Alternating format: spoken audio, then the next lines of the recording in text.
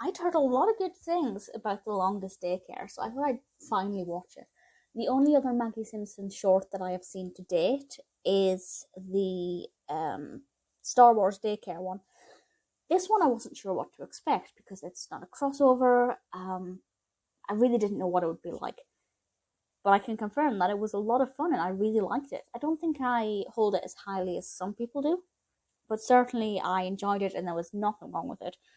This was actually released in 2012, directed by David Silverman, and is obviously based on Maggie Simpson from The Simpsons. And Marge drops Maggie off at daycare, and to begin with, she goes through this little this test where they put her through a lice detector. And I will say that the baby that goes immediately after her, what happens with that lice detector was just disgusting, and I loved it. And then it's ascertained that she has average intelligence, and we get to see these children having this, lovely time in a part of the nursery, the daycare that's for intelligent toddlers, and they're painting and doing all kinds of intelligent things. I think one of them was using a laptop, and then Maggie gets dumped with the babies who are never going to amount to anything, as is suggested. And she discovers a caterpillar, and she toddles off to read a book called Goodnight Cocoon, which looks identical to Goodnight Moon. I really impressed with that little bit. I really thoroughly enjoyed it. And she begins to learn about caterpillars and butterflies.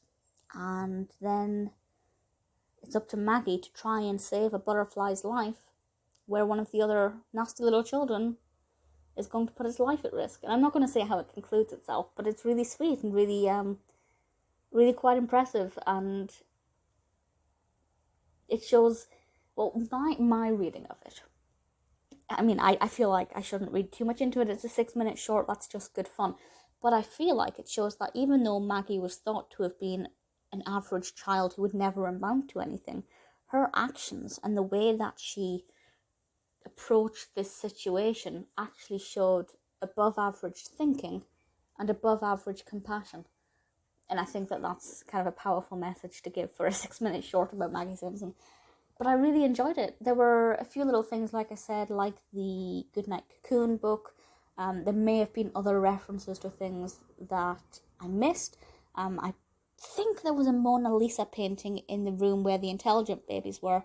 So certainly it's one that could be watched multiple times, and I think something new would be gained from it each time.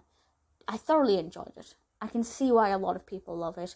Maybe, I don't like it as much as the Star Wars one because I really like Star Wars, but maybe it's not the best thing in the world for me, but I did thoroughly enjoy it, so I would happily watch it again. I probably will at some point just to see what else I pick up on it. But I didn't expect it to be quite as moving as it was. Music by Hans Zimmer, which is always brilliant. I really enjoyed it. If you haven't seen it, I'd say it pretty much lives up to the hype and definitely worth checking out. It is, of course, on Disney Plus, and I will be endeavouring to watch the rest of the Maggie Simpson shorts. This one, although not as amazing as the Star Wars one, I did really, really like it.